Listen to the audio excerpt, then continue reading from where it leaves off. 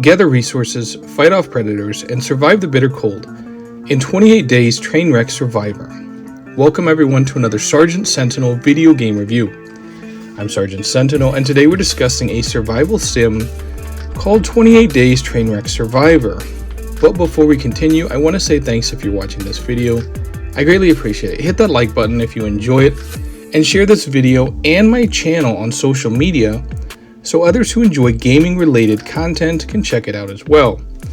Now, 28 Days Trainwreck Survivor was published by Nostra Games, and it is a survival sim from the first person perspective. It released December 18th, 2025 for PlayStation consoles, and I'm playing the PS5 version for this review.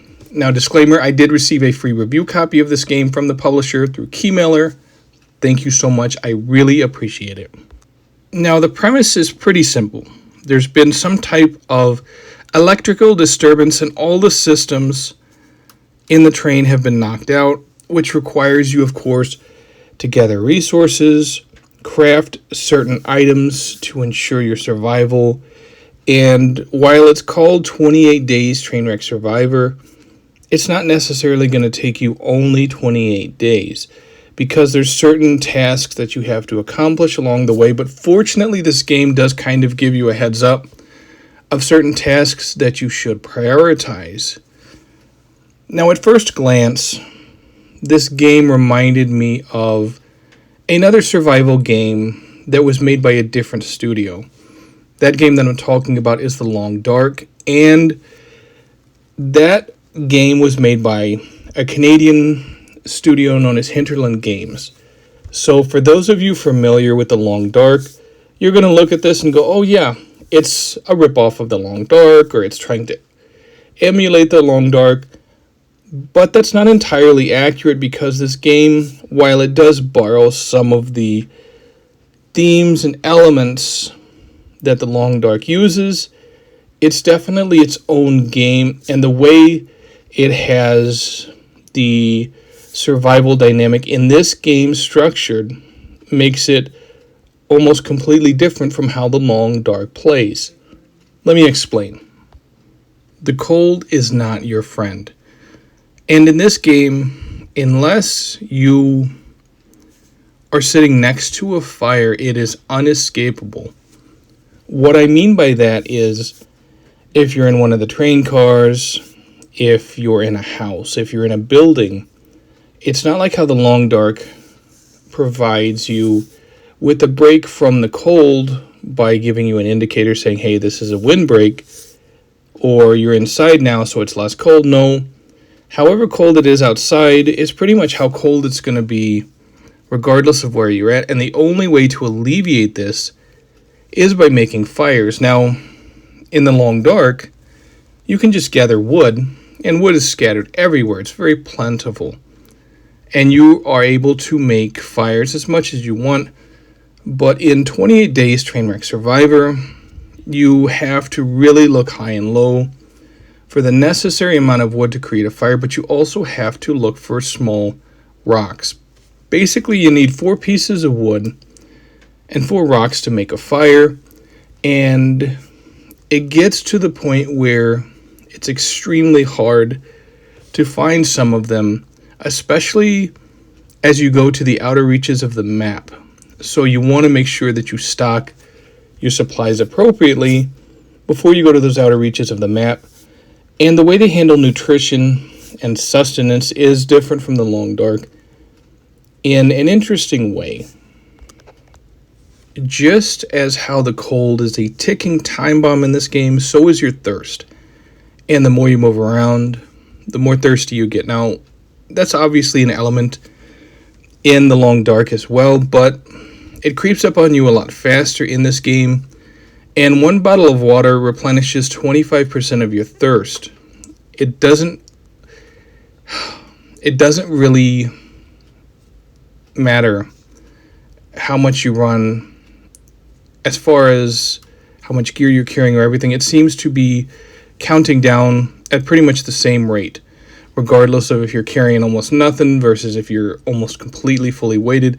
As far as I could tell, the cold doesn't matter as much regardless of how much gear you're wearing, just like you're going to get thirsty just by moving X amount of steps.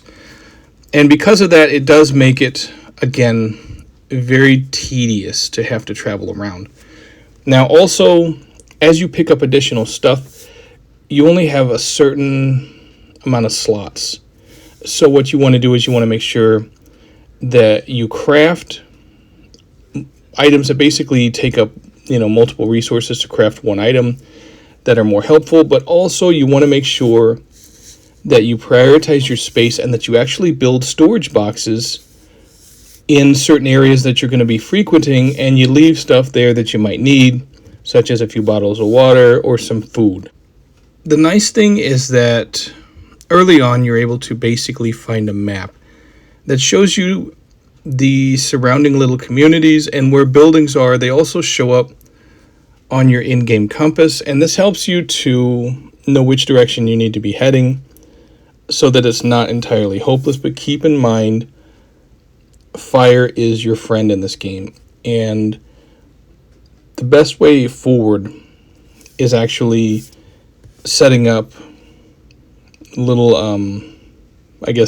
fire pits at certain areas halfway between the train and where you're going to go to. So when you're about to freeze to death and you have wood but no rocks, you can just toss wood on the fire and reignite it, and it keeps you alive. And in the long dark, you can pretty much put fires wherever. You don't need the rocks. But in this game, like I said, the resources are much more limited because it doesn't want you to stray too far from the train, because you're a train conductor and your focus should be on opening up some of the box cars with certain tools that you don't have, like a decoder, bolt cutters, stuff like that you will need to get into some of these box cars to accomplish certain objectives. So it wants you to stay close to the train, and you're basically only going out to these communities to find resources or things that you absolutely need, but then you're coming back to the train. It makes sense, though, that this game took that approach because you're the conductor of this train. The train is your responsibility, and yeah, you're stranded, but the train ultimately has what you need to be rescued, to be on your way. And because of that, the game doesn't want you straying all over the place and exploring. Like the Long Dark, you can go to all these huge, faraway different areas, but in 28 Days Trainwreck Survivor, it gives you enough to survive, but it doesn't want you going off and hanging out in the house way on the other side of the map for 3, 4, 5 days. No, your focus needs to be gather what you need from that house and bring everything you can back, because your focus, of course, is escaping this area, not trying to survive for 3 or 4 or 5 or 6 weeks in it. And while it does take you time to accomplish all of your objectives, because of these ticking time bombs, so to speak, the cold, the need to constantly create water, and you can't pull it from the toilet tanks like you could in the Long Dark, and there's not plentiful water everywhere. You actually have to use fire to create it, and it takes a certain amount of sticks to cook to cook food, to boil water, and there's no water purification tablets. So again, it keeps forcing you forward, and you're basically against the clock. As you start running out of resources, you have to solve these problems if you're going to have any hope of surviving this endeavor. And it is in that respect that it is different from the Long Dark noticeably. So, my final verdict on 28 Days Trainwreck Survivor. It has good bones. Yes, it's not as polished as something like the Long Dark, but for those of you that don't know, the Long Dark started in early access, so they've had years to build it up. And I think the developers can do the same thing with this game, 28 Days Trainwreck Survivor. If they support it, if they give it regular updates, and they really refine it over time, 28 Days Trainwreck Survivor is going to become something special as well. So if you're into this genre, definitely check it out. Anyway, that's it for my review video. Thank you so much for watching. I greatly appreciate it. If you enjoyed the review video, hit that like button. If you're not subscribed to my channel, do so right now. And hit that bell icon so you can be notified when I upload new video game reviews on my channel. Last but not least, be sure you share this video on social media so others can check it out as well. This is SSG, aka Sergeant Sentinel. Take it easy, gamers.